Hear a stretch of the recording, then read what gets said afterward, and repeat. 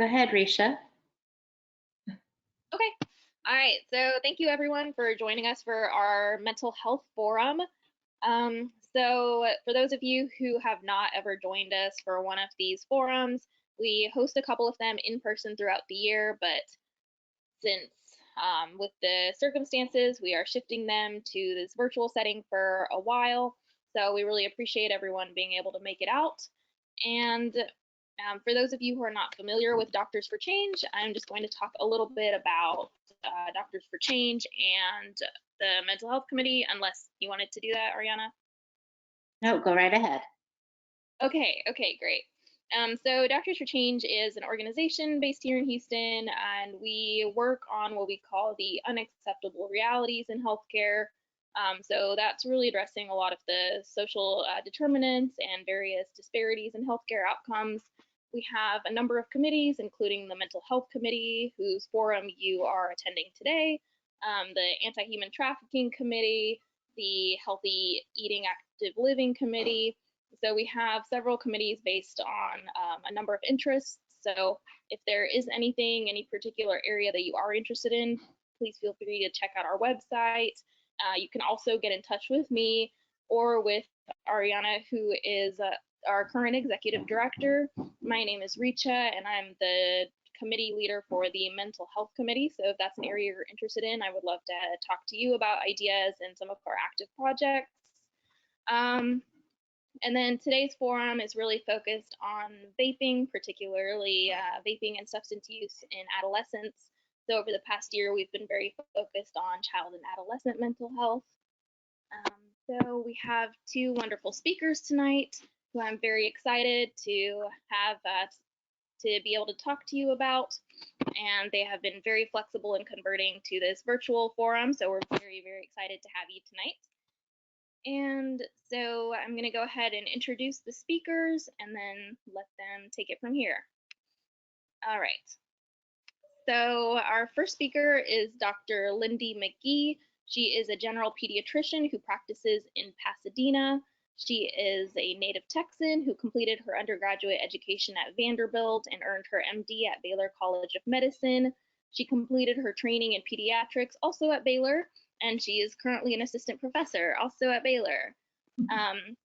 So she spends her time teaching residents at Harris Health in an underserved area, and she's also a member of the academic general pediatrics section at Texas Children's, where her research focuses on cancer prevention in the adolescent population.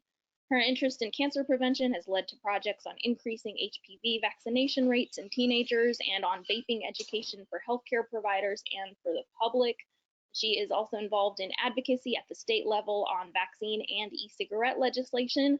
So we're very excited to have Dr. McGee talk not only about vaping, about substance use, but also about some of her experiences in advocacy at the state level. And our other speaker is Dr. Chance Tran. He is the director of the Community Behavioral Health Department at the Council on Recovery. He is a licensed clinician, educator, and researcher with numerous publications and presentations at the local, state, and national levels. His clinical focus is on addiction, trauma, crisis intervention, and diagnosis and treatment of mental health disorders. His educational focus is with training and supervision of clinical and non-clinical in professional and educational settings with an emphasis on prevention, safety, and treatment in a multicultural and multidimensional approach. Dr. Tran is currently practicing in the state of Texas as a board-approved licensed professional counselor supervisor and a licensed chemical dependency counselor. He is also a board-approved national certified counselor. So thank you both, and we'll go ahead and turn it over to your presentation. Just an administrative note, for all of you participating on the webinar, you are muted so that the presenters can speak uninterrupted. If you have questions throughout the presentation, go ahead and click on the question box and type those in so that we can get to those near the end during a Q&A session. Yes, so feel free at any point to just go ahead and type them in. We will be actually addressing the questions at the end of the presentation so we can let them kind of talk and do their presentation uninterrupted and then do a bit of a question and answer and discussion session. So feel free to type in those questions at any time during the presentation and we'll be monitoring them. And then at the end of the presentation, there also is a short survey that we would like you to fill out for Dr. McGee. So that'll just be a very quick QR code that you can scan. Okay. All right. Are we ready? Can y'all see my screen? Hopefully the presentation. Yes. Okay, cool. All right, so just thank you for the lovely introduction, and we'll just get right into it. So, I think important to know when we're talking about this is just kind of how we got here. In 2006, the e-cigarettes were first introduced from China, but they really didn't become popular until Juul was introduced in 2015. And there's a couple of reasons for that. One is if you've ever seen a Juul, and this is where I normally get to pull out a Juul and show it to you, but if you haven't seen one, I have some pictures later on, but it looks like something Apple would devise. It's really cool looking, it's sleek looking. Teachers and parents would have no idea what it is. And it also, Juul patented a special technique for combining nicotine salts, which made the nicotine able to have it in higher doses than they had in those original first e-cigarettes. So it made higher dose nicotine, and that higher dose nicotine salt hits the brain faster and harder. So for those two reasons, when Juul was introduced, that's when e-cigarettes really took off. So in it was started to add to the youth tobacco survey in 2011, but in 2018 is when we really saw a huge jump up in use. At that point, 1 in 5 high school students was using e-cigarettes in the past 30 days. So that's not 1 in 5 ever used. It's used in the past 30 days. And after that, Juul started to get intense pressure to devise an action plan to decrease e-cigarette use. So they made this quote unquote action plan. But also you should know at the same time, Altria, who makes Marlboro, bought a 35% stake in Juul. So we know where their money's coming from and what their motives are. So when that was first reported, it was the largest yearly increase in the survey in 44 years. Last year saw a lot of action on the e-cigarette front. Oops, I forgot to mention one thing back here. The FDA gained the authority to regulate e-cigarettes in 2016 with the Child Nicotine Poisoning Prevention Act. But the FDA decided, you know what, we're not going to do anything until 2022. E-cigarette companies were very much putting a lot of pressure on them and saying, oh, we're going to get adults to quit smoking. This is so good. And the FDA say, okay, we'll give you till 2022 to prove that it's safe. So fast forward to last year, May of 2019, a federal judge decided that it was really an abdication of the responsibilities of the FDA for them to say that they're not going to do anything, test for safety or make the companies prove that the products were safe. They gave them a 10-month deadline, which was later extended to May of this year, which has later been extended again, to prove that their products were safe.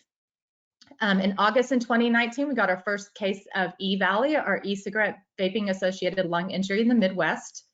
In September 1st of 2019, Texas' new law went into effect, which raised the age of buying all tobacco products to 21, and that included all vape products. One thing you should know about that, though, is that people were grandfathered in if they were 18. If they turned 18 the day before September 1st, they were grandfathered in. So really, all 19 and 20-year-olds can still buy vape products. Just new 18-year-olds couldn't buy them. September 2019, Juul announced their new CEO, and that was someone pulled from the tobacco industry. And December of 2019, the national age was changed to 21 to buy tobacco, and that was signed into law. A couple of states came out automatically and said that they were going to ignore that law anyway. January 2020, the FDA did announce a ban on all flavored pods, and I'll talk to you a little bit more about why that doesn't mean much. But that went into effect on February 6th. So you can't buy individual pods that are flavored anything other than nicotine flavor or tobacco flavor or menthol flavor. In February 2020, the US passed a bill banning all flavors, but it did not have a hearing date set in the Senate, and Trump administration basically opposed that bill. It has no chance. February 26th, we had our first death due to COVID-19. As we all know, we're in the thick of it. In March of 2020, the FDA said, well, because of COVID-19, we can't handle this deadline in May, so we want an extension, and the extension was granted. So that's kind of where we are with e-cigarettes now. I'm going to put this over now to Dr. Tran, who's going to talk a little bit about drug use trends. Thank you, Dr. McGee, and thank you. Welcome all. So I want to just kind of start off with some bit of data from the Drug Enforcement Agency to try to examine what the current trends are. So at this first slide here comes from the DEA, the High Intensity Drug Traffic.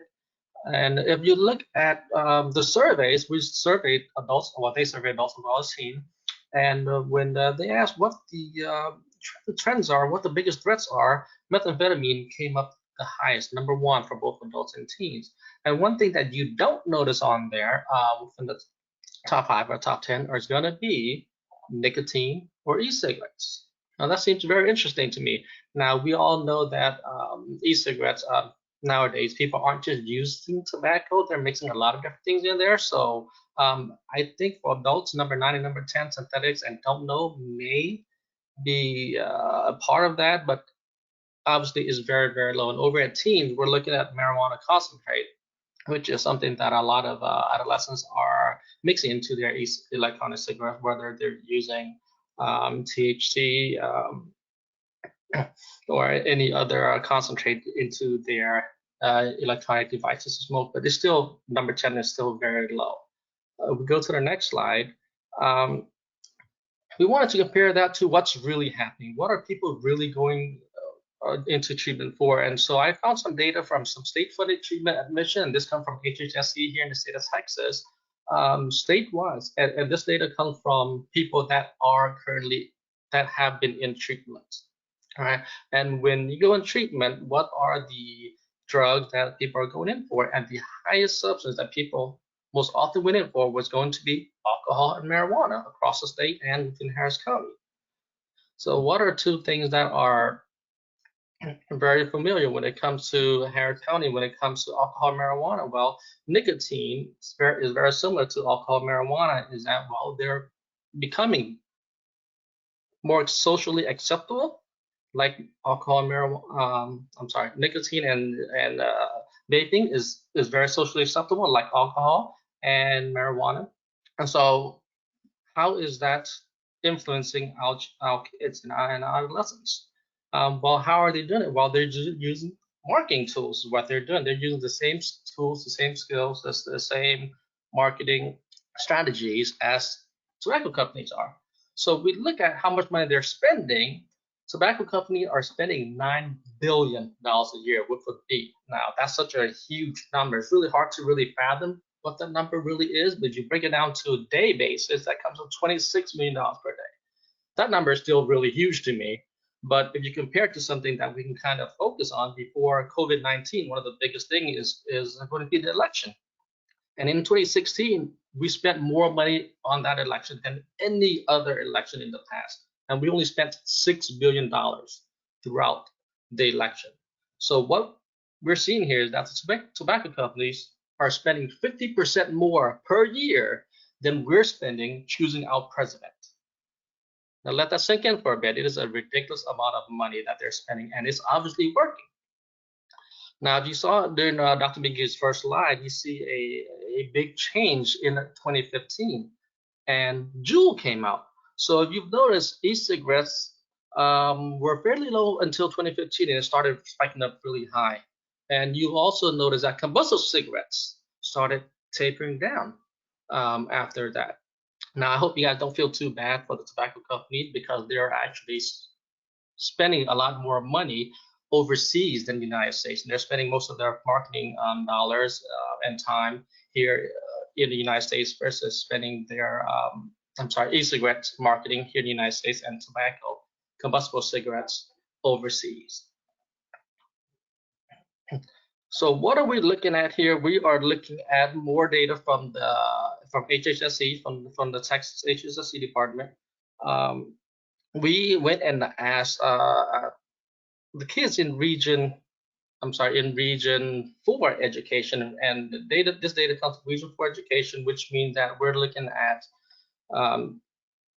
Harris County, I'm sorry, Houston ISD, and I think the 14 surrounding school districts. So it comes up to about 100 different campuses and about 1 million different kids. And so when we surveyed them, we wanted to ask them, well, are these kids really being affected by all these commercials, all these marketing, and are they really using? And the data come back at right around 22% of our youth have tried or are regularly are using electronic cigarette products. So that's 1 in 5. That's pretty high for some grades. And you've noticed by the time you get to the 12th grade, we're going over 60%. So more often than not, your middle school and high school kids are using electronic vaping products. And so their marketing strategies are working. The previous slide was for state of Texas. This is for Region 4. And if you go to the next slide from you, Dr. Miggy, we'll have them side by side so that you can see that Region 4, which is our region, versus the state, the numbers are fairly similar, and the increase as the adolescent moves up to the higher grades. So you see that's a pretty drastic increase over time. The major difference is going to be the kids are starting in Harris County a little bit younger, but they do catch up by the time they graduate from high school. So a little bit more data here that shows the same thing. Middle kids are not using as many combustible cigarettes as well as high school kids. However, electronic cigarettes are increasing dramatically. So how did we get here? Well, once again, they are spending a lot of time and a lot of energy marketing. 4 biggest strategy they're using is going to be social media. Legally we can't show, these companies can't show a lot of commercials and advertisements on TV when it comes to electronic cigarettes or any type of tobacco product, but they're using a lot of different other forums. They're also flavoring tobacco products and electronic cigarette products now. They're also sponsoring festival events as well as building scholarships to promote their brand.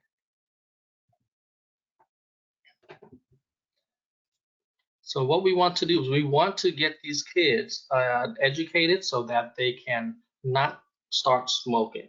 The longer we can delay, statistics show and the data show that the longer we can delay children smoking or using electronic cigarettes or other type of tobacco product, the less likely they will be become addicted to drug use. So what are some strategies they are using? Now, these are direct side-by-side comparisons of the strategies that tobacco companies have used in the past with what they're using now. If you look at these pictures, it is absolutely amazing how similar these strategies are. Since Mother's Day is coming up, I really want to point out some of the strategies they're using. The bottom right-hand corner, best mom ever. Isn't that amazing? They're promoting using electronic cigarettes instead of using tobacco products. I mean, we do recognize that smoking is very bad for you. And they're saying that this is less bad for you. Never mind the fact that, well, if you didn't use any of these products, you'll be a lot better health. And it's also interesting that you notice that they use a very young gentleman there. And what they're doing is they are trying to promote the use of tobacco products at a very young age. I don't know if you guys remember this or not, but when I was a little bit younger, they had little pieces of gum shaped like a cigarette, and you can kind of suck on it and kind of blow out the smoky powder. I was maybe 5 or 6, 7 years old, and it was very popular. And so when they use these type of strategies, when they use these young people, it kind of shows that it kind of promotes to young kids that it is okay to use electronic cigarettes, just like how it was okay in the past to use cigarettes. And we all know that's not accurate. There are many psychological as well as medical problems that come from using tobacco cigarettes. All right, so earlier we saw that, well, another strategy that we're going to use is we are going to use social media, right?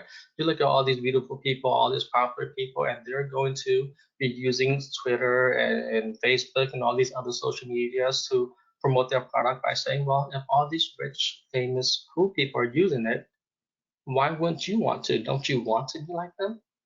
Right. So it's another great strategy that tends to be working very, very well when it comes to electronic cigarette products. And like we said earlier, one of the things that they're also doing is they're promoting directly to adolescents and younger kids by flavoring their products. They have some amazing products and some amazing marketers out there that are able to promote their products to younger and younger and younger kids. Now, I don't know anyone, any adults that uses these products and says that, well, you know what, these are my favorite flavors. For instance, strawberry milk. I don't know of any adults that drink strawberry milk nowadays. However, those are the type of flavors that they're putting these adolescents with. And even though companies like Juul are saying, well, we're not directly marketing to adolescents, we can clearly see that these flavors are. And if you really even just think about Juul and what it means, the name itself is a great marketing ploy. Juul, Juul, we just noted it as a vaping product, but if you think about the word Juul, Juul can always be seen as a jewel is something of value, right? That's what we buy for our loved one, for our wives, for our girlfriends, and so that's a great name for it. These marketers do a great job of it. Juul also can be seen as a unit of energy, right? When we talk about physics, it can be a unit of energy. And so kids, they want to feel energetic. They want to try different things. They want to be cool. And so there's a play on words there. And these marketers are doing a great job of tricking adolescents and getting them to use these chemicals and these substances that we all know are going to be causing them some developmental issues later on. So I'm going to take up from here for a little bit and talk to you kind of from the healthcare provider perspective and some things that you need to know. And definitely, I think it's worthwhile for you to be knowledgeable about the lingo associated with vaping. Certainly, people will use juuling as a verb, as kind of, and Juul kind of stands in for vaping. There are other dabbing. Dabbing is when you use a marijuana product in your e-cigarette. Smoke, S-M-O-K, is another brand. Pods are the little things that you put inside of it. Tanks and mods are kind of the bigger ones. And Soren is another brand too. But generally, when I'm talking to a teenager, I just ask about vaping. They all know what vaping is. That seems to be a universal term, at least right now it is.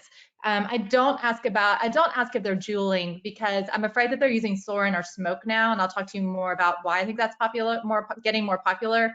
And so they'll say, oh no, I'm not juuling, but really they are vaping. And you should know that a standard Juul pod is a pack of cigarettes. It has as much nicotine delivery as about 20 cigarettes, which is a pack of cigarettes. These are kind of what all the different things look like. So you can see those old Cigalites. They really were more targeted towards adults, trying to get them to quit smoking. It's kind of almost like a nicotine patch, but an inhaled version of it to try and get adults to quit smoking. They're not popular at all. The vape pens are pretty popular. When you saw those celebrity pictures, several of them had vape pens. The mods are what people kind of graduate to. They're more expensive. I think the cheapest mod I could find was about 50 bucks. But then you refill it with liquid, and the liquid is pretty cheap. But they're bigger, they're clunkier. They're more for the aficionados. So if you have someone in their 20s and 30s who's vaping, they're normally using mods. The pod-based ones are the ones that are popular with the teenagers. So there's the Juul, but then other popular ones are the Soren, the Smoke, and the Puff Bar. So these are just to show you kind of pricing on it too. And because what you need to know is that you may have to lay out a little bit more money at first for one of these e-cigarette devices, but in the long run, it's way cheaper than cigarettes. So a pack of cigarettes in Texas, because it also has an added tax to it, it's going to cost you $5 to $7. $5 would be a really cheap pack. And so if you look at the Juul, you can buy a Juul starter kit for $15. Back when I took this slide, I'm sorry. You could buy the cream pods, a pack of 4 for $16. So then you're talking about it's only $4 a pack to replenish your supply.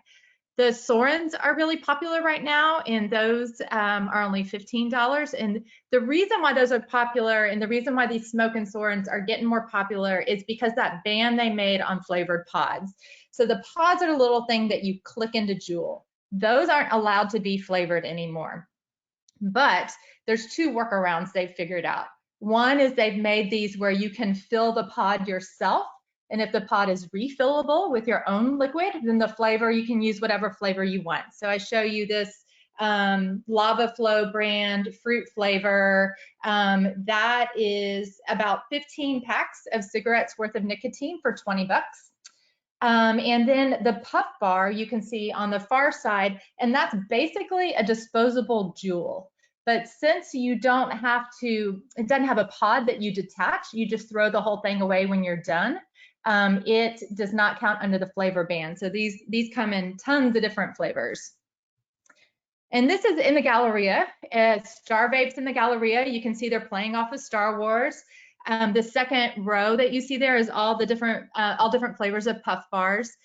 Smoke and Sorens are on the top row, and then Juul makes up the other part of that second row. So this is just one of the kiosks in the Galleria right now.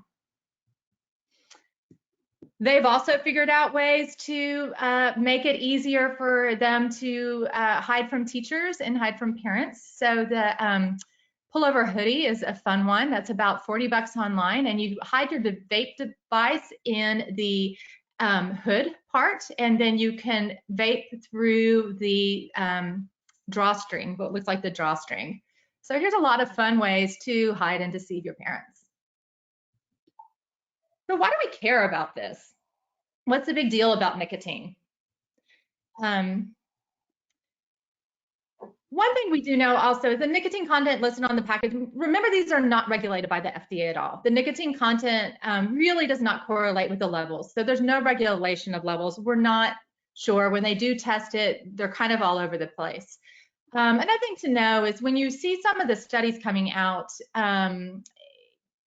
it's more popular in Europe for adult smoking cessation. But one thing you need to know that is in Europe, they don't allow these high concentrations of nicotine. Most of the stuff that our adolescents are using are 6.5% nicotine. In adolescence, it's tied to increased impulsivity, mood disorders, long-term irreversible effects on the part of the brain that account for attention, learning, and memory, and also can affect brain functions important for reward processing. And that's why teenagers are at higher risk for use of any substance. Their reward center of their brain is more easily stimulated by new activity. We also know that high doses of nicotine can lead to poisoning. I know at Tomball High School, Lamar High School last year both had cases of nicotine poisoning that had to go to the emergency room from school. I think anytime you see an adolescent, they're having symptoms that look like panic attacks or increased anxiety, we need to ask about nicotine use. What nicotine poisoning looks exactly like a panic attack. So vomiting, sweating, dizziness, increased heart rate, difficulty breathing. We need to remember to be asking about it. And we absolutely, study after study after study show that teens who start with vaping go on to use traditional cigarettes, cannabis product, and hookahs. It absolutely is almost 100%. They start out vaping, and by the time they're in their 20s, they're at least using some traditional cigarettes as well. And this is why Altria bought a 35% stake in Juul. And it's in their best interest. This isn't their competition. This is their gateway to get them into their product. So nicotine isn't the only thing that's in e-cigarettes. They have a bunch of other stuff in them too. So they have something called a humectant, the propylene glycol. And kind of the funny thing about this is what they use to make the smoke in concerts and in theater production. So if you're ever at a concert and it's smoky up there, this is what they use. So we actually have good data on this from studies of actors who've been exposed to it day after day. And they have found some wheezing and chest tightness in those actors. But really, actually, the propylene glycol component of it is probably pretty safe. They have been found to contain ethylene glycol in studies. It's not a listed ingredient, but most studies of them have found some antifreeze in them. That is a known respiratory irritant and toxin in larger doses. They also use glycerol glycerin as a solvent. And this is all, everything used is generally recognized as safe for ingestion. We know that the difference between ingestion and inhalation is huge. You ingest something, it goes through your liver to detox. You inhale something, it hits your cells right away. It doesn't have that detox system. It's not, things that were meant to be ingested aren't meant to be inhaled. The big kicker when you get to e-cigarette context that could really be causing harm other than the nicotine itself is all the flavors.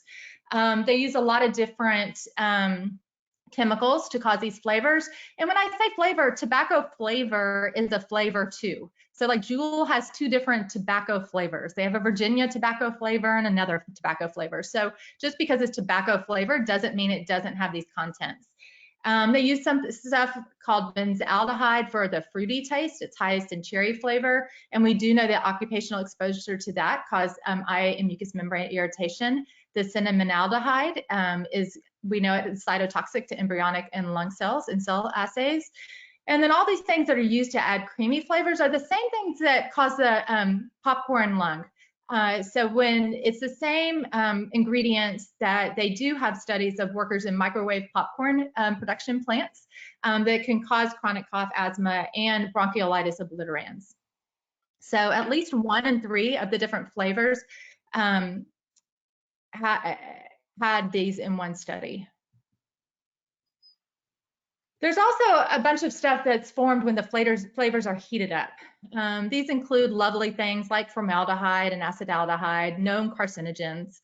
Other things, so every vape e-cigarette has a metal coil that's a heating element, and the metal can leak off, and they found lead, nickel, cadmium in almost all samples tested. So obviously none of these are good for direct inhalation into the lungs.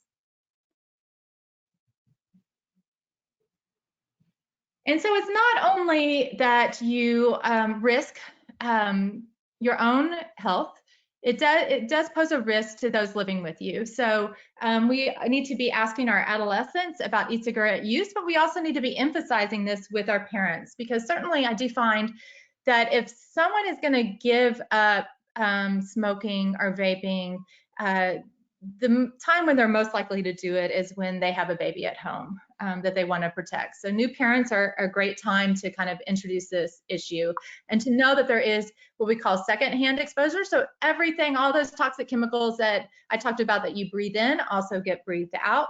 And third-hand exposure. I love it when I can pass samples along to y'all, but the liquid that you put in the vape product is kind of oily. And so you breathe that out and it gets a fine film on everything. And of course, a toddler is going to go around and touch all that stuff, touch their eyes, put their thumb in their mouth, and get exposed to it that way. The other thing you have is the e-cigarette solution itself. It smells like Starburst. It's all these fruity flavors, and there has been a case of a toddler death from drinking e-cigarette solution, and there's certainly been cases of a lot of ER visits from toddlers drinking this solution. FDA has barely any rules about e-cigarettes now. One rule is that they are supposed to have child safety caps. You can open these things so easily, it's ridiculous. They are not in childproof. The ones I've bought are not in childproof caps at all. So yeah, don't buy that. One other rule that the e-cigarette has is that the packaging has to say that it contains nicotine. But that is all. Those are all the rules. So when we were talking about advertising earlier, actually vaping, you're allowed to advertise. There's no rules currently law around advertising for vape products. You'll hear vape products advertised on the radio all the time. My daughter is 16. She's on Snapchat. She gets advertisements for vape products all the time. And then the third risk we need to talk about is there is a risk of fire, burns, and explosions. Anything that has a battery can explode. So there was a popular meme going around a couple of years ago where it showed an x-ray of a kid who had his jaw blown off by having a vape product explode in his mouth. There's a lot of question about the role of smoking cessation among adults, and certainly this is the argument that the vape companies are going to make when they apply to the FDA for approval. This is what they're trying to prove, that it is better than smoking, and that we can get adults to quit smoking altogether by introducing them to vape products instead.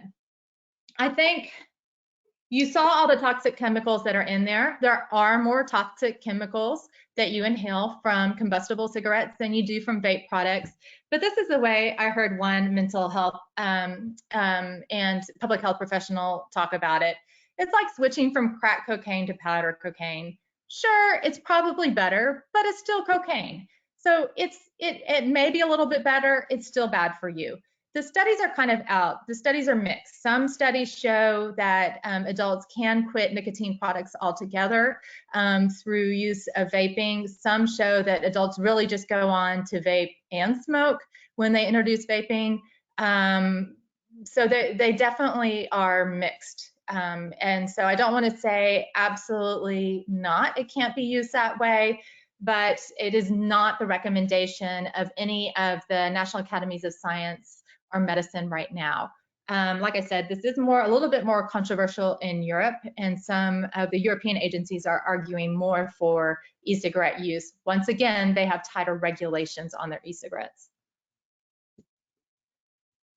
This is not a class to talk about or a lecture to talk about E-Valley. I just want to go over it really quickly. It's e-cigarette or vaping product use associated lung injury. As of February 18th, we've had 2,800 cases of hospitalization and 68 deaths due to E-Valley. Still, the youngest person that died that I know of is January of 2020, and that was a 15-year-old in Dallas County, Texas, who had been vaping for 1 month. The median patient age, 24. And 15% have been under 18 years, mostly white, mostly male. And the peak, fortunately, was in September 15th of 2019. Most of them have been associated with vaping THC-containing products. 82% of people report vaping THC. There have been a lot of different products, but Dank Vapes is the brand name most associated with it in the southern states. And it's been specifically linked to vitamin E acetate additive that was in some of these products. But what you need to know is 13% report only using nicotine products. And they've done some good studies looking at this 13%. And then when they go back and really look at these 13%, test their hair, interview them alone, they do get maybe 4% more that say, oh yeah, I was lying, you know, as a teenager, I was lying, I really did use THC.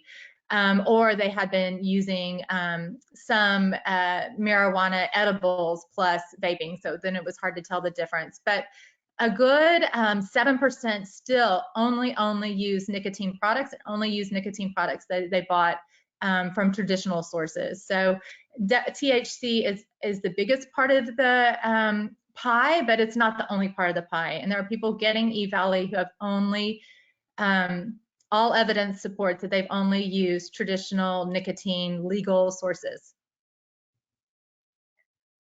This is the big question right now, of course, is vaping and COVID-19.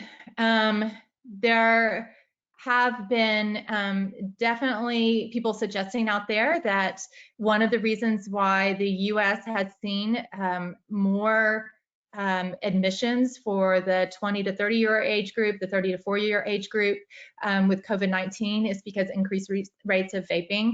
Certainly, it can't help. It's, you know, we know that vaping, even if it doesn't cause as much lung injury as traditional cigarettes, it does cause lung injury. Certainly, you don't want to go into COVID-19 already having lung injury. So, you know, I know that there are people actively studying this right now, and I think it is definitely something worth looking at. We will, I think we should be talking to all of our patients about it. It's a great time for adolescents to quit. And of course, they're home all the time now. So I'm hoping some of them are being forced to quit anyway, just because they can't be around their parents. I mean, they're around their parents, and so hopefully the parents aren't vaping with them. hopefully. But I think this is the big question mark right now. And so what can we do to prevent it? And what I want you to know is anyone who's involved in healthcare and public health at all is what we say really has been shown to make a difference. We don't have all the studies in yet for vaping specifically, but we know for smoking, especially to prevent, a very, very short statement from you can make a huge difference. And the way that we found to really get to adolescents is bottom line is you want them to rebel against the tobacco industry. You don't want them to rebel against you. And so what you want them to say is, I'm so happy to hear that you're not vaping. The tobacco industry has spent millions of dollars to get people like you hooked, and I'm so glad you're smarter than that. So just really just emphasizing that they're smart for not falling for it. And I put up this other graphic here, and that I took this picture at junior high when I was there with my son. And this is the messaging that they're getting out in the junior highs and high schools too. That the tobacco industry is lying to you, the vaping industry is lying to you, and we need you to be smarter than that, and rebel against them, not against us.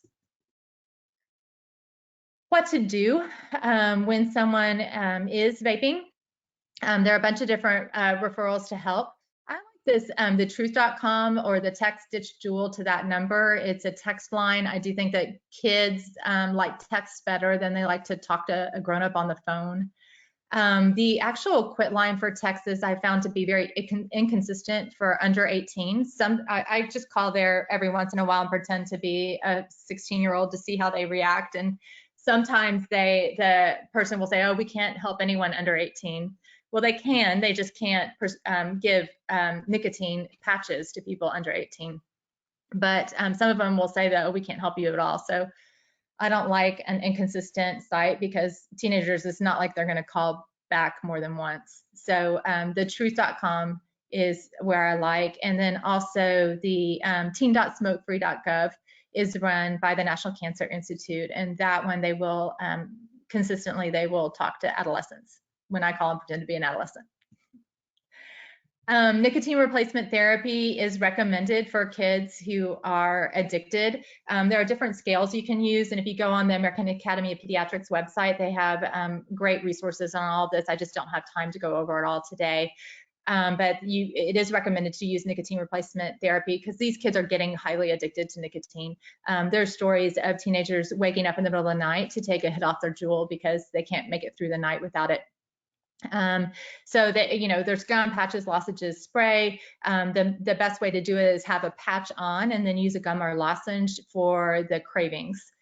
Know that they're over the counter. You have to be 18 to get it over the counter. It's not FDA approved under the age of 18, although the American Academy of Pediatrics recommends that we still use them. But you will have to write a prescription, which does make it a little bit harder because it makes it harder for the parents not to be able to tell that they're getting it, unfortunately. Dr. Tran? Yes. So what are we doing and what is the counseling recovery doing? I'm really glad that everyone's here because as providers, what we do, what we say really does matter. Unfortunately for our youth and for our families, sometimes they don't have the education or the background to really understand what's going on and to explain these things to their adolescents. And so I hope that we're able to continue going to these type of trainings and to be able to direct our families, our parents, and our adolescents to other programs that can provide these type of trainings. Community education is going to be a primary, right? We want to be able to communicate this information and share this information. We want to be able to share that these tobacco companies are spending billions of dollars, billions of dollars to try to convince us to buy their product. We want to be able to educate the community on the dangers, both mental as well as physical, when it comes to using electronic cigarette products. In addition to community education, we really want to be able to provide adolescents high-risk behavior courses. The counseling recovery, of course, is able to provide that. There are many companies out there, actually, many agencies out there, and so I recommend that you find one. You're more than welcome to contact myself or Dr. McGee for any resources or information. school-based preventions, and of course, if people are addicted, there are many treatment centers available, as Dr. McGee pointed out. At the Council of Recovery ourselves, we provide a very holistic program. Obviously, just giving information to an adolescent and expecting them to be able to use that information is a hope and dream that we all wish for, but in general, that doesn't happen with this particular age group because of the fact that they are adolescents. Even though mentally they are able to comprehend, their tendency to act in high-risk behaviors is just something that they are going through because they're adolescents. And so having parental support, having a coach, having a therapist, having all these support systems is going to be very helpful. And so I do recommend being able to locate these for adolescents. All right, and so we wanted to finish this talking a little bit about advocacy, because I know that's why a lot of y'all are involved with Doctors for Change, and it's definitely something that I really enjoy doing. So there is some advocacy around vaping in Texas. It's been labeled a high priority issue by Governor Abbott, and in the interim session, the Health and Human Services Committee did hold some hearings on it. This is me testifying at one of those hearings, and I wanted to put this up here so you could see the kind of players that are involved. The pro-cannabis lobby was out there full force because a lot of people are using the vape pens to smoke their cannabis, and so these two lobbies are in lockstep on this.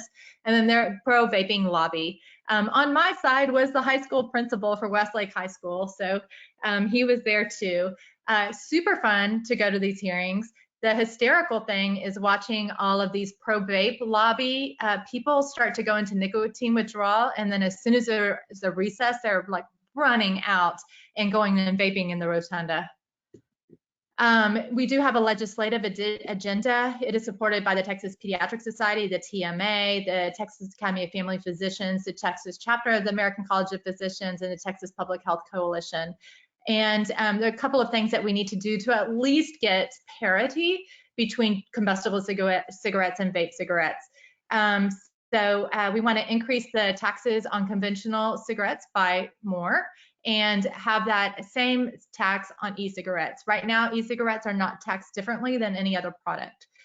So they should at least be taxed the same way as traditional cigarettes. We want to use this tax revenues for enforcement. So we'll talk a little bit about that too. We'd like to ban all characterizing flavors, including menthol, in tobacco products and e-cigarettes. So like I said, menthol is still allowed. If you look at vaping sites in the pods, they'll say menthol, parentheses, mint flavor. So, you know, that what they do think is a lot of adolescents are just going to switch to menthol or mint flavor instead of switching to the tobacco flavor. And then, like I said, you know, we would ban flavors that come independent of pods as well to get around all those puff bar and refillable pod workarounds. And so the other thing is that you see all these vape shops around, and they may go under because in Texas they are not considered essential businesses, thank God. So they are closed right now, and there are a lot of small vape shops. But right now, the vape shops don't have to have a permit to sell e-cigarettes. So what you'll notice in all these little small vape shops, they normally don't sell traditional cigarettes. To sell traditional cigarettes, you have to have a permit. And that means that people who are trying to regulate you know where you are. Right now, the state doesn't even know where all the people selling e-cigarettes are. So how are they possibly going to enforce anything if they don't even know where all the places are? So we would like them to have a permit as well. There's a lot of national advocacy on vaping, which is a very moving target. I think COVID has completely thrown a wrench in this. You know, that's all anyone appropriately is talking about right now, but it's always a moving target anyway. You know, we have a federal leadership which has been up and down on this issue, saying, oh, we're going to ban flavors one day, and then talking to the tobacco industry and saying, oh, no, you know, my voters like e-cigarettes, so we're not going to do anything. So it's been pretty haphazard. you can see the American Academy of Pediatrics priorities here, and they align mostly with what our Texas priorities are as well. Just a little bit of information on how to reach Dr. Tran. If you want to reach him, the Council on Recovery, if you're interested in anything with alcohol abuse and recovery, they speak on a lot of interesting topics and are a great organization in town. And then I just want to thank, I am funded by the Cancer Prevention and Research Institute of Texas. Would like to thank them for my funding. And if you do have a quick second to pull out your phone, click on that QR code and take a quick survey for me, I would really appreciate it. And that is the end of our lecture.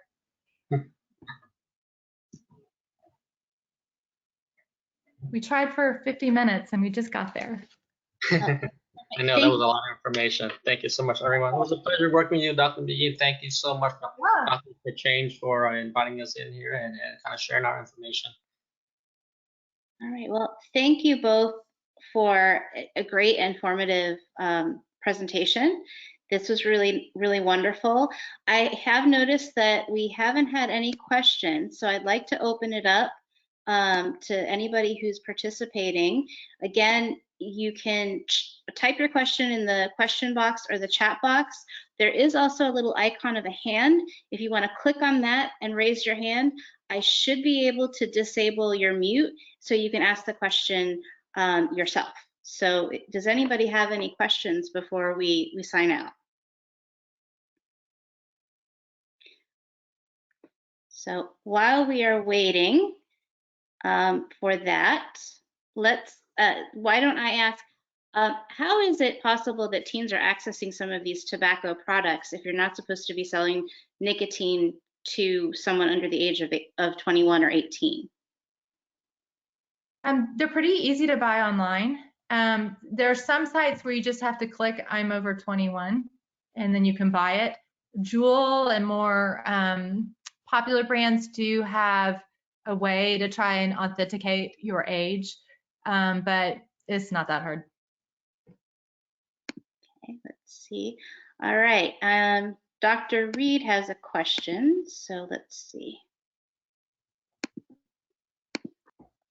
All right, I'm trying to, it's not letting me disable your, here we go. Mute, unmute. All right, there we go. Here we go. Are there any initiatives to counter teen vaping within the schools? And what are these educational initiatives?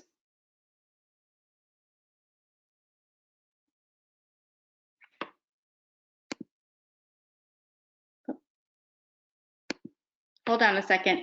The audio has left. Okay. Huh. I haven't unmuted anybody, so let's see. All right.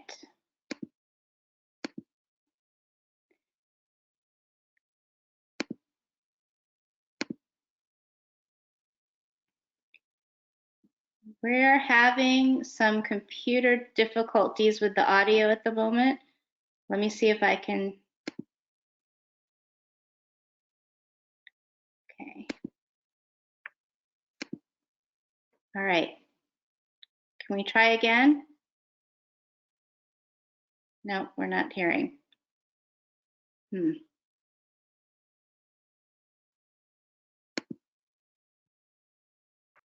can mute myself, but I can't unmute you all. I apologize for this. This is frustrating. Okay. Okay, staff. All right. Unmute. Let's try Awesome. that. Okay, education. There we go. You're back.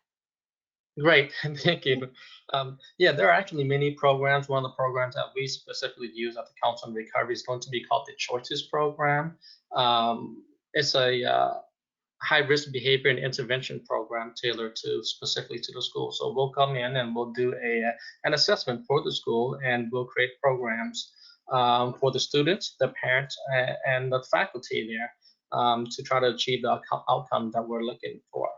It's very school specific, and the target audiences is going to be the school itself. So we can come in and create programs for the school based on their needs. Obviously, every school is going to have different needs and different things that they want to focus on, and so our assessments will be able to do that.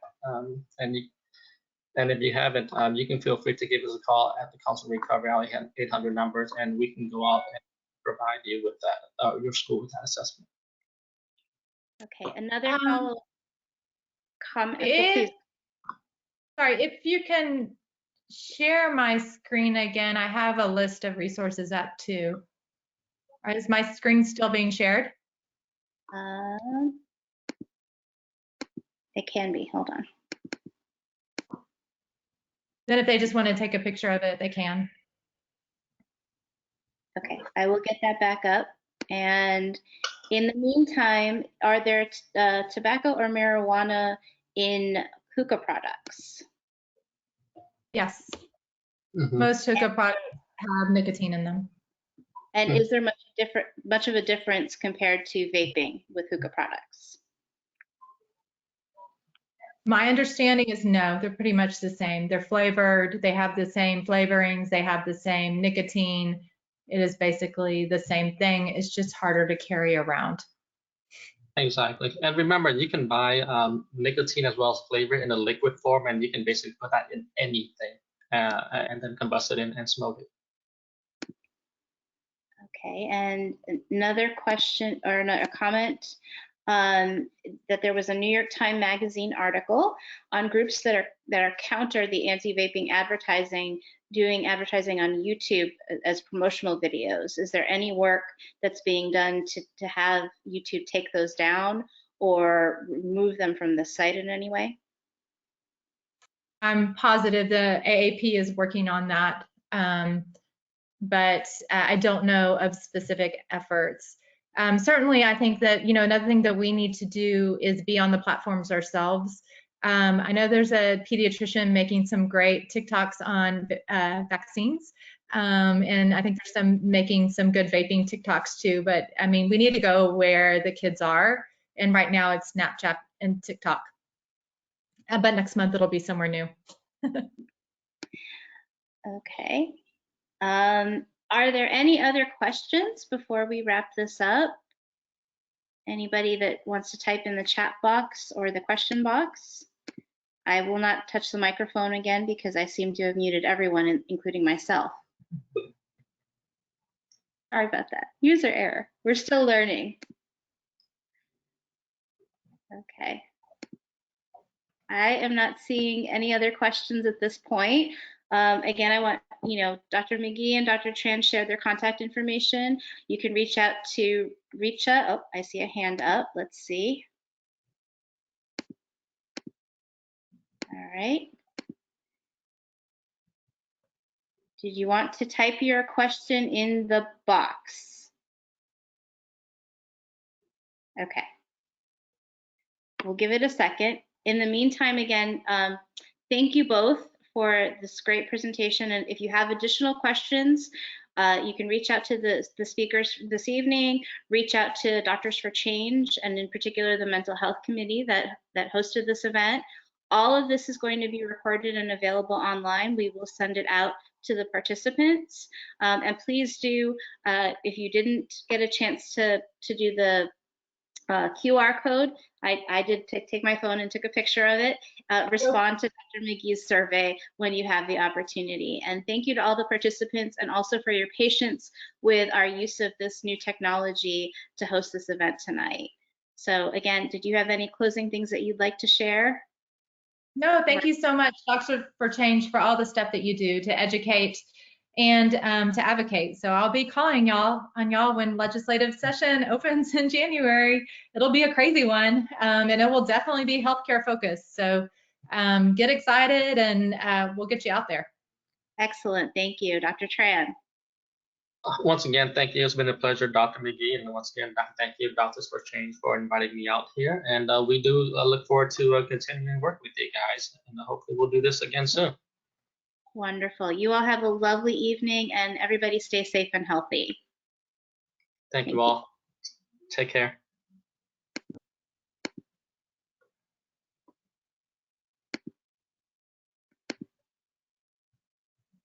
Mm.